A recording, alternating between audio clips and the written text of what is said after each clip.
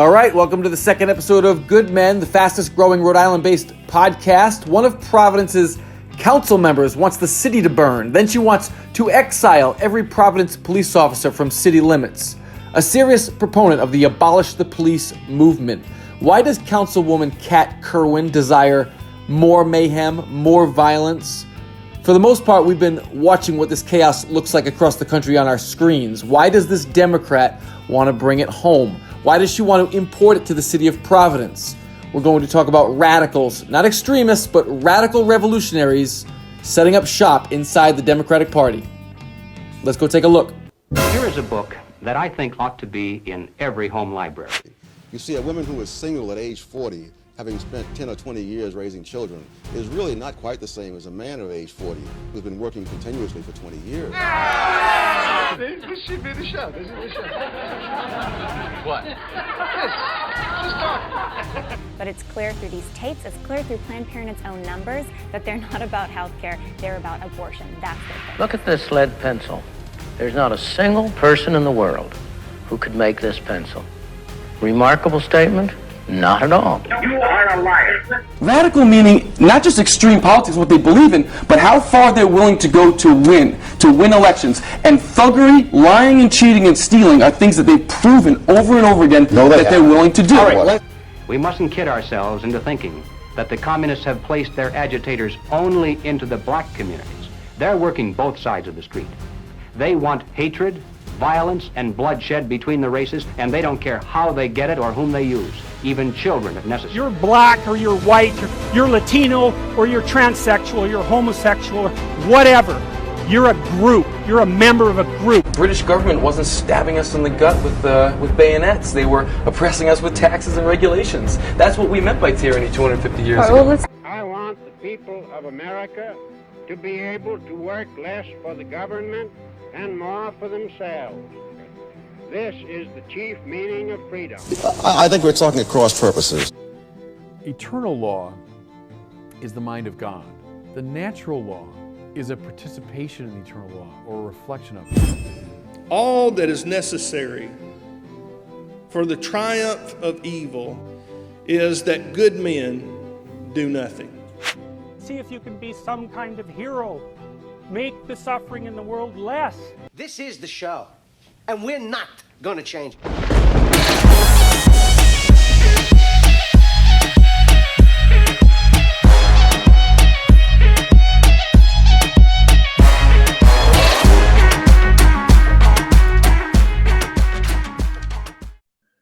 All right, welcome to Good Men, your host, Travis Rowley. And so as you heard in the opening, we're going to examine Providence Councilwoman Kat Kerwin and some recent controversies, one in particular surrounding this Democrat.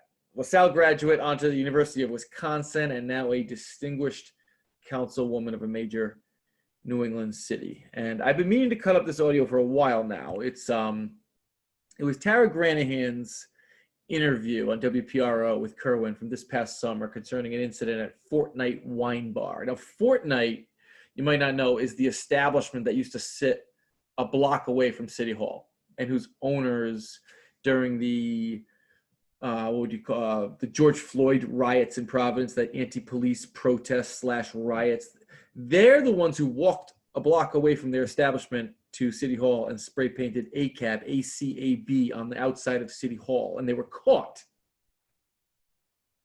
And we'll get back to that, the fact that they were caught. Just like walked down the street and graffitied City Hall, a Providence business owner. Anyway, since then, it's also been pointed out that not only did they have an ACAB sign in their own bar window, but another sign instructs people to kill police officers. And wait, so let's be precise. Let's be precise here, because they'll probably be upset, and I want to be a fair host. The sign actually says, "Kill a cop with your mind," or "Kill the cop in your head," or something, because they're so clever. Either way, I guess that's the left's version of decency and toning down the rhetoric, as they say, because it's Donald Trump who's guilty of degrading our political discourse, right? Let's just stop for a second and point out again that leftists are the most bigoted people on the planet. Well, the accusation is always being discharged in this direction. You know, the conservatives are the worst people on the planet, like racists, religious bigots, uneducated, sexist, homophobic, the deplorables. It turns out, and many of you know, leftists are just the most hateful people in the universe. And they get away with it. Why? Because they hate the right people. They hate cops, capitalists, white men, rich people, Christians, obviously, conservatives, you know, anyone who deviates from their outlook. So anyone who doesn't like tattoo Black Lives Matter on their forehead, basically. So let's just put that to bed. We know who the true bigots are around here. But in relation to that point, I think it's interesting also to point out that Fortnite seems to be one of Councilwoman Kerwin's favorite watering holes, where she hangs out. It's a very like low-key natural wine bar. That's her, by the way. Listen.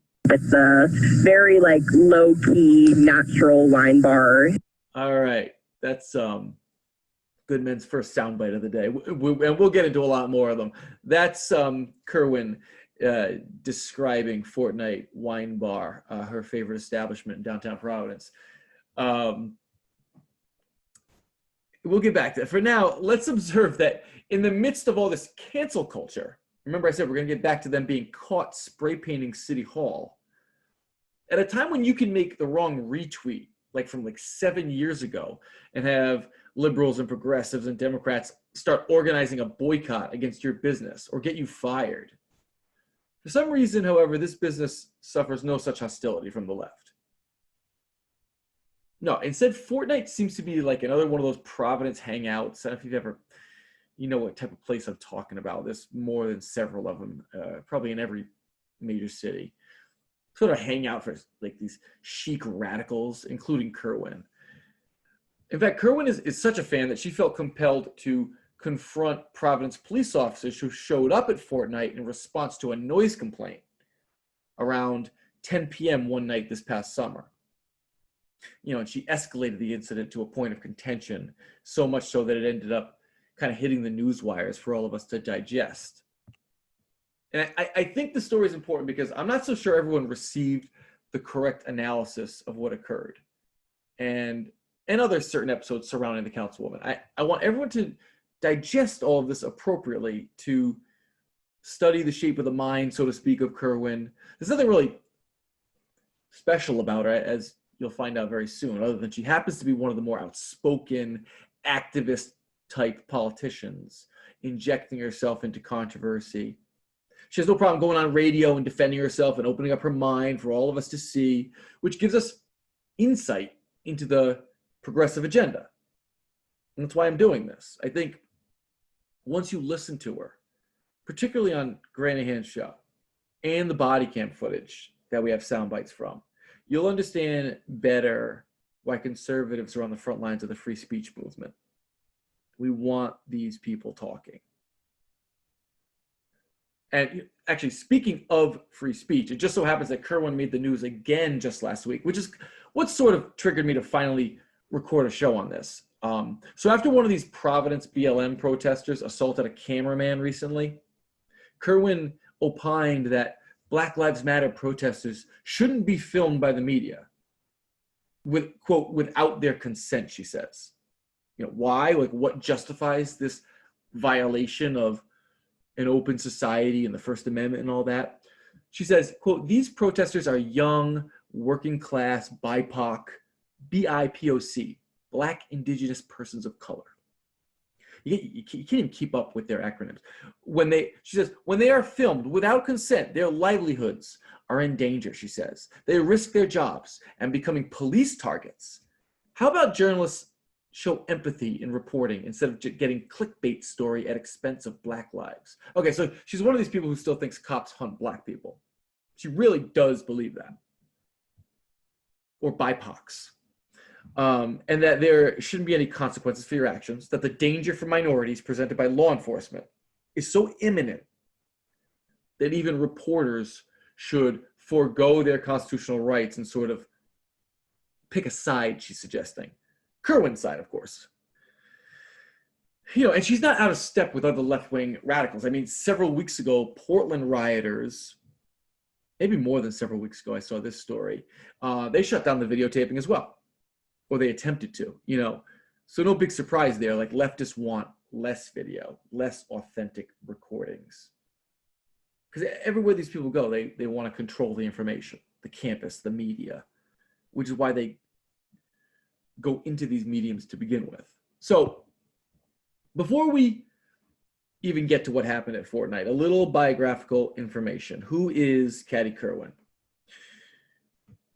Well, she wants to abolish the police. Abolish, yes. Another Democrat who quickly embraced the latest madness. You know, and in case you think I'm exaggerating or taking her out of context, you're one of these people who thinks abolish the police doesn't mean abolish the police. Here you go. Let's see here. Here's Julia Rock reporting from the ground. I mean, like, speaking directly to the activist network, Kerwin's pals. Despite what the Providence Journal might say, defunding the police means abolishing the police for these activists and Kerwin. Okay, so Rock reports that the activists believe taking money from the police department and giving it to PERA, which PERA is the Civilian Oversight Board in Providence, was, quote, an important short-term move for the defund movement. Okay, now quoting one of the activists here, quote, defunding the police and abolition is the next step. It's the logical next step. The goal was always abolition, unquote.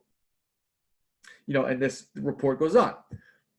At least 2 city councilors, Rachel Miller and Kat Kerwin, have said they support defunding the police. Kerwin also tweeted that she supports disbanding the police. And when asked on Twitter whether he would stand with Kerwin in her call to defund, newly sworn-in councilperson John Goncalves replied, "Yup." Okay. You're starting to get the picture. Kerwin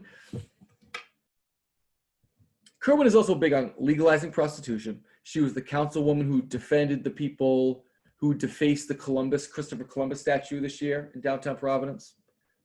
You know, she earned a headline for that. You'll notice Kerwin, she really likes people who vandalize public property. She also escalated, that's right, she escalated a situation in Providence College last spring when the students decided to ignore Governor Raimondo's social distancing rules in the form of an all-day, like, block party on campus or off campus. And, you know, it was 2 months into the lockdowns and the kids were itching to party. Inappropriate, selfish, maybe. Fair enough. There's an argument to be made there. But being the devout progressive that she is, Councilwoman Kerwin blamed the racism of the students and the entire university, actually, for their behavior. Racism, again. You know, we could actually do an entire episode on her altercation with Providence College, and, you know, maybe we will. No time for it if we want to try to keep all these, you know, to 30, 45 minutes, as I'm going to try to do. Now, if you go back several years to Kerwin's days of college activism, we learned that she organized a protest called Cocks Not Glocks. Cocks Not Glocks, meaning penises not guns. But that doesn't rhyme, so, you know, you go with Cocks Not Glocks if you're an astute left-wing activist on campus. Here's the report.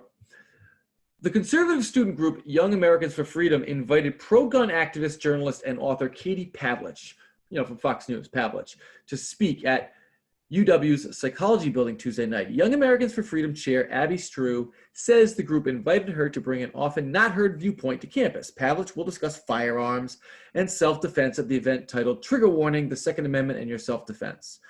It's really important that we discuss this and we have narratives flowing so that a bunch of different ideas can be determined and people can make up their own minds, Strew said.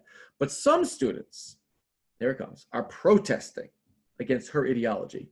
The protest is titled, quote, Cocks Not Glocks, and the protest was organized by UW student Kat Kerwin.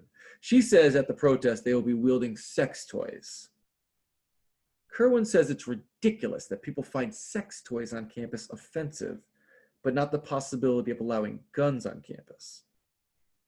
So it's like true university level genius here. Quote, we're seeing a lot of we're seeing a lot more speakers be invited to campus that are hate speakers in some respect, and just promoting ideologies that are not necessarily there to start an intellectual debate, but more to divide campus, Kerwin said. So there's not enough time to get into this, although I'm dying to.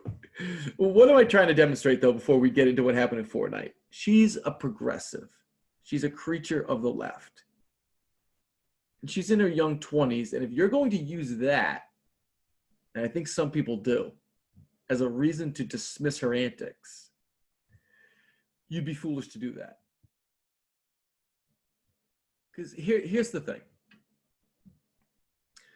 Kerwin seems to be a product of the modern university. She is a radical, a progressive democratic radical, not an extremist, although she's probably that too, but a radical. And the difference is important. Extremism, and not everyone uses the term appropriately all the time. It doesn't necessarily impart a positive characterization, obviously, when you call someone an extremist. It's usually meant to insult someone or define them in a negative way by painting them dangerously outside the mainstream. So libertarians might be considered extreme, fine. But there's nothing radical about them. I've been called an extremist. I lean hard right, sort of libertarian on many fronts. So you won't see me characterized as being in the middle, the precious middle of the political spectrum. Fine. We can talk about what the middle means some other time. But radical? No. When we say radical, there's a connection to tactics and ethics here. What they're willing to do. A radical wants to burn it down. And usually without any concern for what to replace it with. Abolish the police. And how quickly that caught on within the Democratic ranks is probably the most recent and one of the best examples here. And I know there's been a lot of attempts at rationalizing and explaining away this new leftist slogan, but that's all that is. It's a bunch of Democrats covering up for their radical base. We're also witnessing sort of that second wave of radicalism now, like the Ilhan Omars and the Alexandria Ocasio-Cortez types. Kerwin is this type. These are the ones who turn around one day and slaughter their revolutionary predecessors. They're the spoiled offspring, in a sense. You think about AOC bringing those young activists to the door of Nancy Pelosi's office. Banging on her door, and they're going to harass the leader of their own party. Or the left-wing activists taunting her at their own Democratic rallies over immigration policy. Or these liberal deans and professors being run off campus by current undergrads, like 19-year-olds screaming at them. These liberal deans and professors. Why is this happening? Because the second wave is here to cash the check. It's not unlike what Martin Luther King once said regarding the Constitution and the Declaration of Independence. Some of you might be familiar with this, that those documents laid out certain values and ideas. And MLK spoke in Washington at one point and said this. Hold on. I did get it prepared. Printed it out. Martin Luther King, we have come to our nation's capital to cash a check. When the architects of our republic wrote the magnificent words of the Constitution and the Declaration of Independence, they were signing a promissory note to which every American was to fall heir. It's the same thing with the Democrats' second wave here. These people were told their entire lives by Democrats that everyone's racist, that the other side is racist. The nation was founded on genocide and that the earth is melting. Well, do you believe it's melting or not? Well, here's the Green New Deal. Sign it. Do you believe in institutional racism or not? Then abolish the police. What are you waiting for? These are people told over and over and over again that they are special little elites because, you know, they got like a liberal arts degree. And that guy's just a plumber. And your parents and your grandmother, sweet as they are, and you love them, they just don't know. I mean, they go to church. How smart could they be? You think, I mean, I'm not kidding. That's the outlook of the modern American radical right now. And aging Democrats never anticipated that one day they'd show up to cash in. And the most important thing to remember about the radical is that he's a liar. And there are outright lies, and then there's more sophisticated forms of deception. And it's no surprise that Kerwin wants the press not to film her friends as they protest/riot on the streets of Providence, or that she was a proponent of the anti-free speech activism on her former campus. Shutting down academic debate is a form of dishonesty. It's totalitarian dishonesty. And you only find that on the left. And you find it often with their hardcore command of political correctness. But agitation is another form of deception, where someone, in fact, craves conflict, actually seeks to create it. So he can create another video out of context, post to Twitter in order to mobilize the masses. And we saw this last year at the Central Falls prison complex with Aaron Regenberg, who wanted all the illegal alien prisoners released. Remember this? He was comparing the officers, like the prison guards, to Nazis at Auschwitz. One night, he and the protesters, like, they barricade the road and they refused to let traffic go by into the parking lot because they wanted to manufacture an incident. And they got what they wanted. They got one guard to finally lose his cool, and that's all it took for Regenberg to go on social media and TV with footage intended to demonstrate how cruel and evil the prison guards were. If they'll assault us outside, imagine what they're doing to the brown people inside the prison. I kid you not, that's what they said. I mean, like, talk about propaganda 101. Then, you know, Regenberg goes on national television with a pouty face and says, "Oh, you know, we're just like this harmless Jewish community singing our ancient songs when the Nazi assaulted us. Don't you see how cruel these people are?" And we could do a whole show on that garbage. You know, maybe we will. That's actually a good one, because that's illuminating as well. It's infuriating if you're someone who pays close attention, because you feel icky and like as depraved as they are for associating with the petty lies they tell and trying to unpackage it all for everybody. But you want to explain it to people, what the truth really is. And these are professional liars we're talking about. So you got to keep up with them. So when Kerwin was defending herself for calling Providence College students racist, she tried to score points by pointing out that the entire episode began by, well, remember, the students threw a party that violated Raimondo's distancing orders, and someone who objected to what they were doing criticized them. And in response to that criticism, one student told that person to go fall down a flight of stairs, quote unquote. Go fall down a flight of stairs, lady. So Kerwin has to defend herself at some point, because calling the students in Providence College in general racist became the controversy. So she kind of gathers her feet, gets her feet under her, and she puts out this statement. She says, "In the week leading up to Saturday, I had been notified that students were congregating on their front lawns in groups far larger than 5-person gathering limit. One local publication even reported that when a community member questioned students who were gathering, she was told to fall down the stairs." So, I mean, why put that in your statement? I mean, it's obvious why. It's like this lame attempt to begin defending yourself by trying to portray the other side as wholly indecent or something. The people you called racist, let me set this up. This is the type of people they are, because they said something that was equivalent to screw you or buzz off or like go play in traffic. Again, just like attempting to move public sentiment in her favor, sort of get the audience to forget for a moment what the issue actually is. You publicly called everyone racist for some reason, and we're all here to find out why. And then suddenly we're focused on something mean that like one student said. And I remembered this about Kerwin during the Fortnite controversy, where the cops show up around 10 o'clock at night at the bar because someone complained about the loud music that was coming from the club. Kerwin, being close friends with the cop-hating owners, approaches one of the officers and attempts to usurp their authority, or like pull rank over them, which doesn't go well for her. The police sort of brush her aside and ignore her, which really just like set her off. And at one point, she actually grabs the badge number or something and steps away to call the chief. Seriously, but Chief Clements doesn't answer her call, which is hilarious.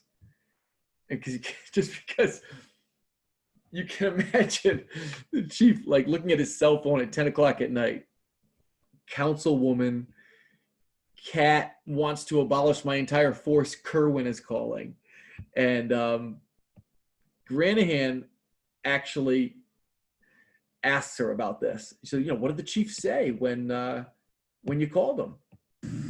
The chief didn't answer. Yeah, what did the chief say? The chief didn't answer. Yeah, because that's a call that you screen. But what led up to that? And we're gonna let the councilwoman kind of unfold the story in her own words. Yeah, sure. So I went over there, and immediately the police officer wasn't listening to me. He didn't. I kept being like, hey, I tried first being like, hey, I'm a council person, and he just wouldn't listen to me until I had to get, demand authority and be like, hello, I'm a council person. Listen to me. Like, what are you doing? Because it was so ridiculous that, like they were literally just playing music. And maybe it was a noise complaint. So this girl, what a child. Maybe it was a noise complaint. Yeah, maybe it was. Maybe it was. You don't know anything. She's just an anti-cop bigot. At one point, she's expressing how she can't understand why multiple units might show up to a place that has anti-police signage in their windows. It's so ridiculous, she thought. Anyway, when one officer tries to explain why they're there, that there was a noise complaint, and Fortnite doesn't have an entertainment license to begin with, this is what happens. Just give me a sec. This is what happens. Like, if the music comes back on, it's not going to come back on. We don't care necessarily, but the fact is, someone called and complained, whether people live above here or not. They live downtown. They can fucking get over it. Okay, well then you can explain that to them. They call. All right, they can effing get over it, and that's the statement that got her in trouble for the most part when the story broke and the body cam footage was released. That's basically what made this all a headline. And I don't know. I mean, sounds a lot to me like these people making the noise complaint. Why don't you go tell them to fall down a flight of stairs or something? You see, I'm just mentioning this because nobody plays the drama queen quite like a progressive Democrat. They're not offended by harsh language or telling someone to fall down a flight of stairs or whatever it might be. Everything that comes out of their mouth is garbage. Right down to this little double standard she retains for herself here. Because their only principle is political power. Holding constant moral double standards, these political theatrics, is a form of deception itself. If it wasn't for double standards, they wouldn't have any standards at all. And I don't want to spend too much time dissecting every tiny deception she employed here because there are quite a few, but I think it's relevant to let you know that Kerwin's primary defense of herself can be summed up by basically her insistence that the police only showed up to Fortnite that night for political reasons. Because there's a sign in the window that criticizes them, that calls all of them bastards. Another one that instructs people to kill them. Kerwin sort of had a hunch that there was no noise complaint. Or even if there was one, the cops were just using it as an excuse to harass them. Because they're all bastards. The problem is that when you watch the body cam footage, you're witnessing a professional, non-confrontational encounter. The cops have this calm, polite demeanor the entire time. So Kerwin's account just doesn't fly. In fact, one cop was explaining to the owner at one point on the body cam footage, listen, this could be a $500 fine. You've got no license, someone's complaining, but instead, listen, just turn it off. We're just asking that you turn it off and we'll get out of here. So I guess not all cops are bastards. But progressive activist that she is, Kerwin's aim is always to portray herself as the victim rather than a perpetrator. That's why she kept insisting that, on Tara's show anyway, that it's not a club, the music wasn't that loud, it was coming out of a laptop, the whole thing was ridiculous, that it's really just like a quiet wine bar, it's not a club, so the cops were there to harass us. Can't you see that? That's her story. And I want you to listen to her. Thank you so much for having me. I got to correct you really quick. Sure. You called Fortnite a club. It's a natural wine bar. They don't serve alcohol. It's very small. It's certainly not a club. It's a very low-key natural wine bar. And they weren't playing loud music on the night that this happened. It was literally coming out of a laptop. So it was music just loud enough for people on the sidewalk to hear, really. So I just wanted to clarify. You can hear that's okay. That's okay. You can hear the music, though, on the video, right? You can hear it. It's pretty loud. You guys are shouting. Yeah. It's not loud. It definitely wasn't what I would call loud music. All right. So it's not a bar. Okay. It's not a bar. First of all, what's this natural wine bar stuff? Natural wine bar? She repeats it several times during the interview. Natural wine bar. It's a natural wine. Isn't wine made out of grapes? The wine I'm drinking, it's not natural. Natural wine bar. Just give me a break. You can just sense the trendy, faddish, snobbish, sophisticated pose just oozing right out of her voice. I can see her just correcting someone in a conversation who refers to Fortnite as a wine bar. Excuse me. It's a natural wine bar. So there's that. Anyway, think about this. Because this is the point. These people have a sign in their window that calls every Providence cop a bastard. And another one that, I don't know what to call it at this point, but at minimum is so hateful toward cops that it can only inspire anti-police action, including the murder of officers. Providence police testified to the fact that when they drive by Fortnite, insults are thrown at them. Now, people who do things like this, ask yourself, do they seem afraid? Do they seem afraid of police officers to you? Do they seem frightened of cops? Because according to Kerwin, it's scary. They're terrified. They're shaking in their boots at the sight of flashing lights when they show up. They are literally armed, she says at one point. Really, if you're so terrified of police, why do you openly and continuously taunt them? That doesn't seem very consistent to me. Nevertheless, here we go.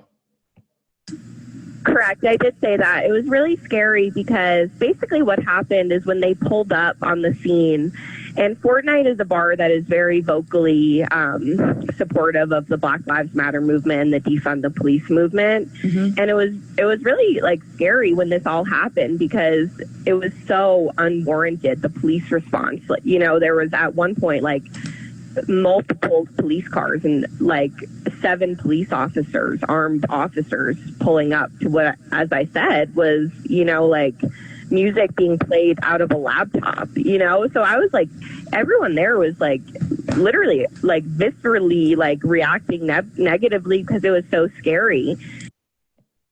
Ugh. They're not afraid. They're social justice warriors. Kerwin and company know what everyone else knows. That cops typically show incredible levels of restraint that most of us aren't even capable of.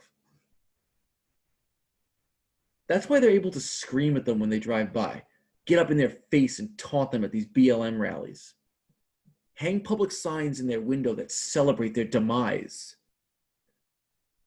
The owners of Fortnite, and their customers for that matter, including Kat Kerwin, are terrible people. They're agitators. They're not the victims, they're the perpetrators. They're professional liars. Their entire ongoing pose is to harass and vilify the Providence Police. And Tara Granahan does a great job just by letting one of them speak. Commend you. She's a black woman, female cop, and she said, I can't go by this place. They scream all, she told you that on camera. They scream all kinds of threats to me, so we have to show up in numbers. We can't just show up one or two because we might get jumped or whatever. I mean, do you not see both sides? No, that's a ridiculous response. Police are literally armed. And also, the Fortnite owners have had multiple run-ins with the police where the police have yelled despicable things to them on their street. And this is an example. The police are trying to intimidate them because they put out signs like this. They take the bait every single time because the police cannot help themselves. But the police take the bait like this. The police take the bait? Well, then they're being antagonized, is what you're saying. No, they're antagonizing. What do you mean by take the bait? If they took the bait, that means somebody launched the bait, right? Don't lose me here. No, I hear what you're saying. But no, they take the bait in the sense that they are angry about someone like speaking out about injustice. And so they need to harass them further. And it's despicable. But I don't want to get away from my main point. Yeah, quickly, change the topic, Kat. They take the bait. This woman, this Democrat is a punk. Remember I mentioned on the last podcast episode that I'm a big fan of understanding who the agitators are, who's always starting it. You know, like Kerwin was clearly out of line. She's trying to pull rank on these officers who were just doing their job, and she came across like a jerk. And that was the thrust behind this story. She was a jerk to the cops, so the body cam footage was released to demonstrate for everyone what she put these cops through that night. But she's not the first politician to try to get a friend off the hook or act too big for her britches. That's not the story here. We could discuss her immaturity and her elitist outlook, how inappropriate it was for her to get involved, to inject herself into another episode, just elevate it to a place that it didn't have to go. That was the talk of the town after this happened. But there's something way more important to take away from all this. Who is she? No, what is she? What is she? What does she represent? And again, this is why we want these people talking. Let them go. Kerwin's big mouth is a blessing. It was Breitbart, Andrew Breitbart, who told everyone, just take your phones out. They're never going to stop telling everyone what a horrible person you are. So just film them. Show the world who they really are. People will figure it out. When people are ugly on the inside, their voice is the gateway to that. Like, by all means, like, flap away. And this is where I'm ultimately going with all this. The last thing Kerwin attempts to do, what she was just about to do that you were listening to on Granahan's show, is deflect, to turn attention away from her embarrassment and use the airwaves to get everyone to instead focus on an incident surrounding a Sergeant Hanley. Apparently, this Providence officer is accused of punching a suspect, a black suspect, last spring while the suspect was already handcuffed. So excessive force, abuse of power, the racial optics are terrible, obviously. It's all there. And it's all caught, apparently, on body cam footage. That's the rumor anyway. So Hanley had been suspended, and there was, or still is, an active investigation. It's in the hands of the process, due process. Not that leftists care anymore about such institutions, particularly when it comes to police misconduct these days. So, again, here's Kerwin. Honestly, like, at the end of the day, I don't think anyone needs to be talking about this. I think at the end of the day, what we need to be talking about is why real body cam footage, like the Sergeant Hanley body cam footage, hasn't been released, because that's what's absolutely mind-boggling to me, is that we're on the phone talking about, a petty political issue like this, and we're not talking about a real investigation that the community deserves to see the footage from. All right, let me put that aside, because I Okay. And she persists in that several times. Please listen. And it's under investigation, and the police know they can't release it because it is so bad that people will be in the streets. And they don't want another George Floyd moment. And the reality is, if they say we would never have a George Floyd moment in Providence and they will not release this video, then they cannot in good conscience believe that we would not have a George Floyd moment. And that's really what makes me so upset. People will be in the streets. They don't want another George Floyd moment. Well, who does? This conversation is taking place summer 2020 when the kindling was lit, red hot. We were in the wake of our own anti-police riots in Providence. Who in their right mind would want a potentially inflammatory clip on the internet at this moment in the midst of violent unrest across the country, to be released to the public that will, according to Kerwin, have people in the streets? This isn't me saying it. This is Kerwin, a sitting council member, predicting the outcome of the release of the Hanley footage. It would be another George Floyd moment. People will be in the streets. Well, what did that look like in Minneapolis where the George Floyd moment took place? Oh, just like the destruction of the city. This is the desire of a councilwoman? Now think back, what else constitutes Kerwin's deepest wishes? Oh, that's right, the abolition of the police. And what else occurred in Minneapolis? Oh, that's right. Enough burning, looting, mayhem amounted to enough political pressure that the city council unanimously voted to defund the Minneapolis Police Department. And other cities, with their democratically dominated city councils, followed suit. So going back to, what's her name? Julia Rock's report, the abolish the police activists believe, quote, some city councilors might start to budge given the momentum of the current moment, unquote. This is how Kerwin gets her ultimate victory over the Providence cops that she clearly holds in contempt. By burning down, excuse me, because that's not what happens. They get other people to burn down the capital city for them. People that are in the streets. Kat Kerwin is not a statesman. She's a radical democratic activist. At the drop of a hat, she would set Providence on fire in order to collect the political capital needed to disband the Providence Police Department, leaving her constituents to live at the mercy of Providence's violent criminals. Because she cares so much about them. And so here's the point. She's not unique, unfortunately. Kat Kerwin is emblematic of what has happened to the Democratic Party. And I'm not trying to unseat her. It's not my game at all anymore. Providence is unsalvageable at this point. Democrats destroyed the capital city a long time ago. It's gone. The finances cannot be shored up. There isn't a child who can read in the school system. The business climate is toast.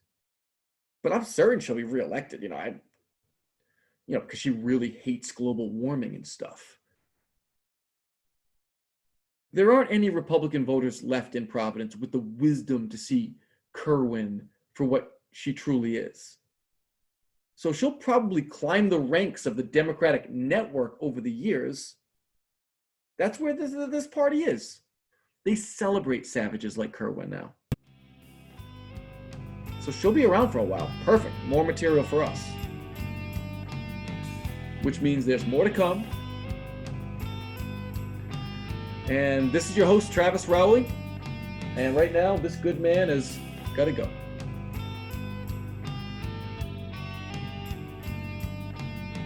It's a very low-key, natural wine bar. Natural wine bar.